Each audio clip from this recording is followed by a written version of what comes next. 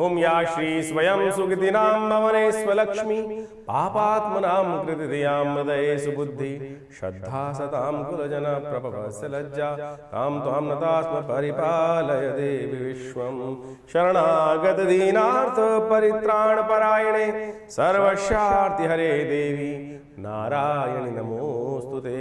नमस्कार, स्वागत है आपका आचार्य वाणी में। मैं आचार्य विक्रमादित्य आपके साथ हर बार की तरह, और आज का विषय हमारा है वृश्चिक राशि वालों के लिए 26 तारीख मंगलवार का अवसर, एकादशी तिथि है, उत्पन्ना एकादशी का योग बन रहा है और साथ साथ बुध इस दिन वक्र स्थिति में जा रहे हैं। लग्न में चलते हुए बुध वक्री स्थिति में जा रहे हैं और सूर्य के साथ बुध आदित्य का योग बना हुआ। ये आपके लिए सुंदर योग है, अच्छा योग है, लेकिन बुध का वक्री होने का मतलब सूर्य की तरफ वापस उनकी गति जाएगी और ये कुछ दिन में उनको अस्त कर देगी।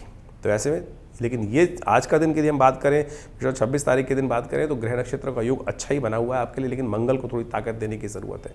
मंगल पिछले काफ़ी लंबे समय से और आगे आने वाले काफ़ी लंबे समय तक, फरवरी तक जो चल रहे हैं, सबसे कमज़ोर अवस्था में चल रहे हैं। आपकी राशि के स्वामी हैं। हनुमान जी का ध्यान करें, सुंदरकांड का पाठ करें। मैं कहूँगा रोज़ ही हनुमान चालीसा का पाठ किया करो ना, क्योंकि इस राशि के दृष्टिकोण से आपके तो इष्ट ही हनुमान जी निकलते हैं एक तरह से देखा जाए तो। अवश्य ध्यान करने का प्रयास करें। मंगल को जितनी ताकत देंगे वो आपके लिए उतना अच्छा रहेगा, तो इस बात का ध्यान रखते। उत्पन्ना एकादशी है तो कहा जाता है कि विशेष तौर पर भगवान विष्णु की सुंदर उपासना अवश्य करने का प्रयास करें। जो एकादशी है, जो कोई और व्रत नहीं कर पा रहे तो कम से कम एकादशी का व्रत करने का प्रयास कीजिए, और ये समस्त इस कलयुग के समस्त कष्टों को हरने वाली योग बनाएगी। 27 तारीख बुधवार का अवसर, द्वादशी तिथि है और ग्रह नक्षत्रों के दृष्टिकोण से यदि हम बात करें तो दिन तो सुबह तो अच्छी दिखाई देती है, लेकिन शाम होते होते थोड़ा सा समय भारी हो सकता है। इसलिए जो इंपॉर्टेंट काम है दिन में निपटाने का प्रयास कीजिए, शाम के समय पर टालने का प्रयास मत कीजिएगा, नहीं तो कहीं ना कहीं थोड़ा सा चीज़ें भारी पड़ सकती हैं, स्थितियां बदल सकती हैं। लाभ होते होते कहीं ना कहीं शाम के समय नुकसान होने के योग बन सकते हैं। इसलिए आज का दिन विशेष तौर पर ऐसा ही, आधा दिन अच्छा, आधा दिन थोड़ा वीक दिखाई देता है। स्वास्थ्य का भी ध्यान रखने की ज़रूरत है। बुधवार का अवसर है, कोशिश है गौ सेवा करने का प्रयास करें। हो सके तो गाय को हरा पालक इत्यादि, हरी घास इत्यादि अपने हाथ से खिलाएं, ये आपके लिए अच्छा रहेगा। 28 तारीख बृहस्पतिवार का अवसर, त्रयोदशी तिथि है, प्रदोष का सुंदर योग बन रहा है और इस दिन एक महत्वपूर्ण परिवर्तन का योग बन रहा है। बृहस्पति जो वक्री चल रहे हैं वो विशेष तौर पर परिवर्तन करते करते आगे रोहिणी नक्षत्र के चतुर्थ चरण में प्रवेश करने जा रहे हैं, और यहाँ चंद्रमा का नक्षत्र है और रोहिणी में के साथ, चंद्रमा के साथ बृहस्पति का जो संबंध बनकर तैयार होता है वो विशेष तौर पर बड़ा विचित्र स्थिति बनती दिखाई दे रही है। थोड़ा ध्यान रखिएगा, ये कहीं ना कहीं चंद्रमा आपकी राशि के दृष्टिकोण से इस वक्त जहाँ चल रहा है वो थोड़े मामलों में नुकसान करने के योग दे सकता है।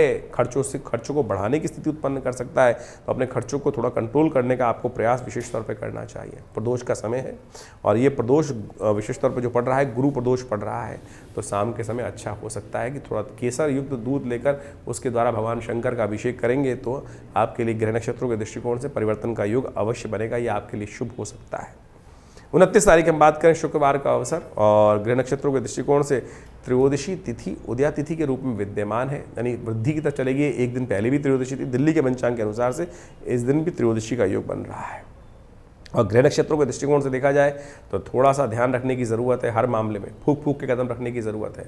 ऐसे ही सामने कोई चीज़ आ जाए उससे बहुत जल्दी विश्वास कर ले आप, जल्दी का काम शैतान का होता है, इस बात का ध्यान रखिएगा। जल्दी कोई काम करेंगे तो कष्ट में फंस सकते हैं। भद्रा का योग है, नए कार्यों से बचें, नहीं तो अननेसेसरी खर्चे, जुर्माने आप पर पड़ सकते हैं। सुबह 8 बज के करीब 40 मिनट से भद्रा रहेगी, रात्रि में 9 बजे तक, तो नए कार्यों को आरंभ करने से बचना चाहिए। 30 तारीख का दिन शनिवार और चतुर्दशी तिथि उदया तिथि है और साथ साथ उस दिन ग्रहों का परिवर्तन का योग भी बनता दिखाई दे रहा है और ये परिवर्तन आपके अंदर कुछ नई शक्ति का उदय करता दिखाई दे रहा है। लेकिन साथ साथ बुध भी इस दिन अस्त हो रहे हैं। बुध भी सुबह 7:20 पर अस्त हो जाएंगे और आपकी राशि में ही बुध का इस वक्त योग चल रहा है सूर्य के साथ। बिल्कुल सन्निकट पास आ गए, 13 अंश के आसपास करीब सन्निकट आने के कारण से बुध अस्त हो जाएंगे। थोड़ी सी आने वाले दिनों में चीज़ों को मैनेज करने में शक्ति आपके अंदर अच्छी है, शक्ति हमने कहा अच्छी है, एनर्जी अच्छी है, लेकिन चीज़ों को मैनेज करने में थोड़ी दिक्कत आती दिखाई देगी। मन थोड़ा चंचल रहेगा, जल्दीबाजी करने का। सूर्य और जिस प्रकार का योग बन रहा है, सूर्य चंद्र बुध एकत्र होकर आपकी राशि में ही एक साथ हो रहे हैं, कुछ चीज़ों में जल्दी रहेगी, लेकिन जल्दबाजी का काम जैसे हमने अभी आप कुछ देर पहले बताया था शैतान का होता है, तो चीज़ों को धीरे धीरे पदार्पण करने का प्रयास करें। अपने पितरों के निमित्त इस दिन तर्पण इत्यादि करें, किसी ब्राह्मण को भोजन करा दीजिए, गऊ को भोजन करा दीजिए। पितृ कार्य के लिए अमावस्या इसी दिन बनती है, तो क्योंकि मध्याह्न में अमावस्या व्याप्त होगी चतुर्दशी के बाद, तो इस कार्य को अवश्य करने का प्रयास करें। ये काम कभी छोड़ने नहीं चाहिए पितृ आदि इत्यादि कार्य में। बहुत सारे लोग अपनी आपाधापी के अंदर जीवन में इस कार्य को भूल जाते हैं, तो पितरों के निमित्त अवश्य कुछ कम से कम अमावस्या के दिन तो एक थाली निकाल देनी चाहिए। उनका आशीर्वाद मिलता है, अपेक्षा रहती है उनकी, और यदि आप ये करते रहेंगे तो वो देखिएगा पितृ ऋण से निवृत्त रहेंगे। जो लोग आपके मन में भ्रांति उत्पन्न करने का प्रयास कर रहे हैं कि पितृदोष हो गया, कभी नहीं लगेगा ये पितृदोष। तो आपने ग्रहों की गणनाओं के अनुसार से ये समझा कि किस प्रकार से ग्रहों की गणना हर रोज़ दिन प्रतिदिन हमारे जीवन में परिवर्तन का प्रभाव उत्पन्न करती है। ये गोचर का प्रभाव है। जी हाँ, ये गोचर के दृष्टिकोण से, राशि के दृष्टिकोण से, लग्न के दृष्टिकोण से, आपकी नाम की राशि के दृष्टिकोण से इस गोचर के प्रभाव को आप समझ सकते हैं। देखिए, हमारे यहाँ कई प्रकार से, वैसे तो पुराने ज़माने में जो व्यवस्था चलती थी राशि के अनुसार से ही सब लोग सारे कार्य करने का प्रयास करते थे, उसके दृष्टिकोण से एक रास्ता बन जाता। लेकिन आज नाम की राशि कुछ और है, जन्म की राशि कुछ और है, लग्न कुछ और है, और फिर इनमें भी प्रभावी सबसे ज़्यादा कौन है, ये सब गणनाओं का विषय है। इसको सुंदर रूप से समझने का हमें प्रयास करना चाहिए, और फिर आप समझ सकते हैं कि आपको किस प्रकार से ये देखना है अपनी राशि के अनुसार से फल। तो हमने आपको बताया कई बार कि आप अपनी राशि, जहाँ चंद्रमा आपकी राशि कुंडली में विराजमान है, वो आपकी चंद्र राशि होती है।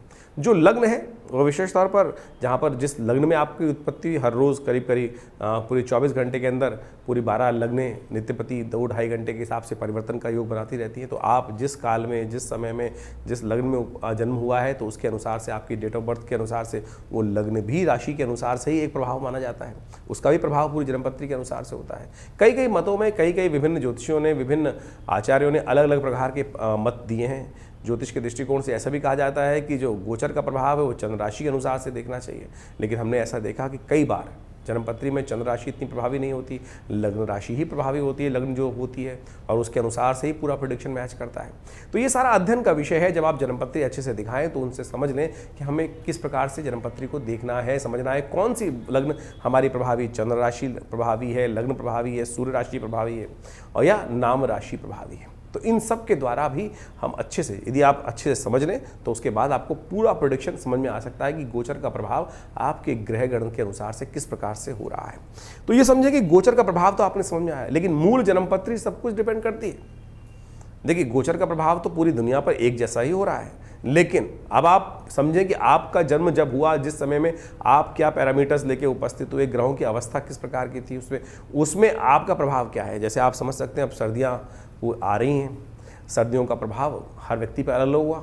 जो थोड़े हेल्दी होंगे वो उसका लाभ ले लेंगे, जो थोड़े वीक होंगे उनको जुकाम, सर्दी, खांसी, नज़ला इत्यादि परेशान कर सकता है। जो और प्रकार से, यानी हर एक के ऊपर अलग अलग किस्म का प्रभाव होगा मौसम का। मौसम एक ही है, एक ही क्षेत्र में रहने वाले मौसम के लिए, मौसम जो है वो सबके लिए एक जैसा पड़ रहा है, लेकिन प्रभाव हर व्यक्ति पर अलग अलग प्रकार से हो रहा है। तो ये किस पर डिपेंड करता है कि आपकी मेटाबॉलिज्म एक्टिविटी पर, शरीर के ऊपर, कि देशकाल परिस्थिति आपकी किस प्रकार की है। तो वही जन्मपत्री का विषय है कि आप कब जन्म हुए, किस प्रकार से आपके भुक्त भोग्य कर्म किस प्रकार के थे, और उसके अनुसार से आपको जो आज मौसम बन रहा है वो उस पर क्या प्रभाव होगा, ग्रहों का गोचर क्या है उस पर क्या प्रभाव होगा, दशाएं क्या चल रही हैं, अंतर दशाएं क्या चल रही हैं। जो आपकी जन्मपत्री में सूर्य इत्यादि ग्रह हैं वो वहाँ प्रबल हैं, पावरफुल हैं, ताकत में हैं या निष्फल है, वहाँ पर उनमें सुप्त अवस्था में है, जागृत अवस्था में। तो ये सब चीज़ें, बहुत सारा ज्योतिष एक बहुत गूढ़ विज्ञान है। हल्के हल्के से परिवर्तन से ही जमीन आसमान का फर्क आ जाता है, दिन रात का फर्क आ जाता है। तो ऐसे नहीं कि केवल ज्योतिष के दृष्टिकोण से लोगों ने 4 दिन में, आज की तारीख पे तो क्रैश कोर्स शुरू हो गए हैं, 4 दिन में ज्योतिषी बन जाते हैं। आजकल टीवी पे, आजकल किस प्रकार के यूट्यूब पे बहुत सारे ऐड बन जाते हैं, यूट्यूब पे पढ़ा के लोग ज्योतिषी बना देते हैं। लोग जीवन लग जाता है ज्योतिष को पढ़ने में, और कई मैं कहता हूँ एक जीवन पूरा भी नहीं होता है। लगातार लोग अध्ययन करते हैं, हर रोज़ कुछ नया सीखते हैं, तब जाकर आज हम 40-40 सालों से ज्योतिष को अध्ययन कर रहे हैं, समझ रहे हैं। तो आप समझें कि इसके अंदर जिस प्रकार से 10 वर्ष की आयु से मैं अपने पिताजी के सानिध्य में रह के ज्योतिष का अध्ययन आरंभ किया था। मैं कहूँगा 5 साल की आयु से ही, 1980 के आसपास से ही, बाल्यकाल से ही पिताजी ने ज्योतिष को सीखने में लगाया। जब 5 साल के थे तब से ही उन ग्रहों की अवस्था समझाना, गणनाएँ, ज्योतिष की जन्मपत्री बनाना, वो सब उस समय से सीखा। और इसका प्रभाव पड़ता है कि बहुत सारी चीज़ें सैद्धांतिक तौर पे समझ में आती हैं, और आप समझें कि ज्योतिष के अंदर बहुत गूढ़ रहस्य है, तब जाके जीवन में परिवर्तन का मार्ग आप समझ सकते हैं। और दूसरा कारण एक और है, ज्योतिष में 2 विषय है, एक तो गणित है और एक फलित है। एक कारण को जानने का तरीका है और एक निवारण का तरीका है। ऐसी कोई विज्ञान की स्थिति ठीक नहीं है कि जिसमें निवारण हो ही ना। तो ज्योतिष के अंदर मंत्र विज्ञान के माध्यम से, औषध विज्ञान के माध्यम से, पूजा पाठ के दान पुण्य के इत्यादि के विधान के अनुसार से ग्रहों की गणनाओं को समझकर उसका कष्टों का निवारण करने का मार्ग भी प्रशस्त किया गया है। तुलसी बाबा ने कहा ना, सकल पदार्थ हैं जगमाही, कर्महीन पुरुष पावत नाही। तो इसलिए कर्म सही रूप से करने का हमें प्रयास करना चाहिए, सही दिशा में, सही स्थिति में करने का प्रयास करना चाहिए। यदि सही दिशा में चीज़ों को समझकर हम सही दिशा को पकड़कर आगे चलने का प्रयास करेंगे तो गंतव्य पर, लक्ष्य पर पहुंच ही जाएंगे। तो ये ज्योतिष का हमने आपको कारण के साथ निवारण का रास्ता समझाने का प्रयास किया। तो आप भी अपनी जन्मपत्री को, बड़े भाग्य से मानुष तन पावा है, कहा ना तुलसी बाबा ने कि बड़े भाग्य मानुष तन पावा, तो इसको ऐसे ही व्यर्थ ना गवाइए। चीज़ों को समझते हुए, स्थिति को समझते हुए जीवन में उत्कृष्ट पद प्राप्त करने के लिए, सबसे आगे बढ़ने के लिए हम समय, देश, काल, परिस्थिति को समझें, वो ही ज्योतिष सिखाता है। और जो समझ लेते हैं वो वारे न्यारे करवा लेते हैं, और जो नहीं समझते हैं वो वहीं के वहीं फंसे रहते हैं, विडंबनाओं में फंसे रहते हैं। बहुत सारे लोग लिख के भी लिखते हैं, अरे कुछ नहीं होता ज्योतिष विज्ञान। फिर देखते क्यों भाई? पूरे विश्व ने अनादिकाल से ज्योतिष विज्ञान का लाभ लिया और क्या से क्या लोगों ने प्राप्त कर लिया। नित्यपति हम देखते हैं बहुत सारे लाभ, जब जन्मपत्री देख रहे होते हैं जो विषय निकल कर आता है आश्चर्यचकित कर देता है कि कैसे इन गणनाओं के माध्यम से वो सत्य सामने आ जाता है। इसके भाग्य में कब क्या लिखा है वो जानने को मिल जाता है, और कब उसके अनुसार से हम उसका लाभ भी ले सकते हैं, बिल्कुल परिवर्तन कर सकते हैं। भविष्य परिवर्तनशील है, ऐसा नहीं है कि जो आपने के द्वारा कर्म हो गया वो भोगना ही पड़ेगा, बिल्कुल भोगना पड़ेगा, लेकिन कैसे उसको आप बदल सकते हैं अपने कर्म के द्वारा ही। कर्म का योग कर्म के द्वारा ही कर सकता है, और ये ज्योतिष विज्ञान के सिद्धांत के अनुसार से आप समझ सकते हैं और ठीक कर सकते हैं। प्रायश्चित, पश्चाताप, कर्म, यज्ञ, दान, पुण्य, ये सब का सब बिल्कुल प्रत्यक्ष प्रमाणों पे आधारित है, कहीं कपोल कल्पित कल्पना नहीं है। तो आप इन सिद्धांतों को सही समझें। हमने इन्हीं सब विषयों के ऊपर आश्रम में, विवेकानंद योगाश्रम में लगातार इन सब पे शोध किया है। बहुत सारी पुस्तकें भी जो हमारे यहाँ से प्रकाशित की गई हैं, और समय समय पर कार्यक्रम भी करते हैं। हर रविवार को एक स्वाध्याय का कार्यक्रम हमारे आश्रम पर चलता ही है, उसमें आप आ सकते हैं, और रविवार में उसमें यज्ञ में भाग भी ले सकते हैं। नवग्रह शांति महायज्ञ, गायत्री महायज्ञ हर रविवार को सुबह 8 बजे से लेकर 10 बजे तक रहता है। उसमें हमने स्वाध्याय की व्यवस्था बनाई है। जो विषय हम आपके समक्ष रख रहे हैं वही अध्यात्म के मार्ग से उन चीज़ों के समक्ष में आपसे विचार विमर्श, आपके प्रश्नों का निदान। बहुत सारे लोग प्रश्न लिख के भेजते हैं, अब इतने प्लेटफॉर्म पे तो व्यवस्था नहीं है। रविवार के दिन आश्रम पे आप सुबह आश्रम जो यज्ञ होता है उसके बाद आधे घंटे का समय रहता है, जो भी आपके मन में प्रश्न चल रहे हैं वो आप वहाँ पर आके करेंगे, तो उसका हम निदान अवश्य आपके समक्ष देने का प्रयास करेंगे। और कोई शुल्क इत्यादि नहीं लिया जाता आश्रम में इन समस्त यज्ञों में भाग लेने के लिए।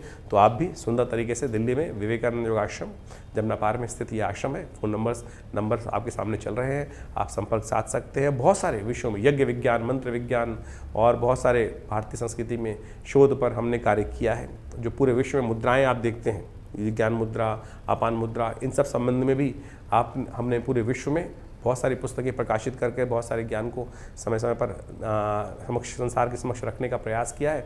तो आप भी हमारे संस्थान से प्रकाशित पुस्तकों को मंगा सकते हैं, समझ सकते हैं और उनसे लाभ ले सकते हैं। ये संस्थान दिल्ली में जमुना पार्क में स्थित है। फ़ोन नंबर्स आपके सामने हैं। और रविवार वाले यज्ञ में तो अवश्य आप पधारें, आपके जीवन में कल्याण होगा। माँ भगवती की सुंदर प्रतिमा है जो 1947 में मुल्तान से यहाँ पधारी थी। हमने कई बार उसके संबंध में आपको बताया है, चमत्कार आपके समक्ष रखा है। तो आप भी रविवार को उस यज्ञ में भाग लेकर माँ भगवती के सानिध्य में यज्ञ इत्यादि कर माँ भगवती का दर्शन कर अपने जीवन को पुण्यों से युक्त बना सकते हैं, चमत्कार प्राप्त कर सकते हैं, भाग्य जगा सकते हैं।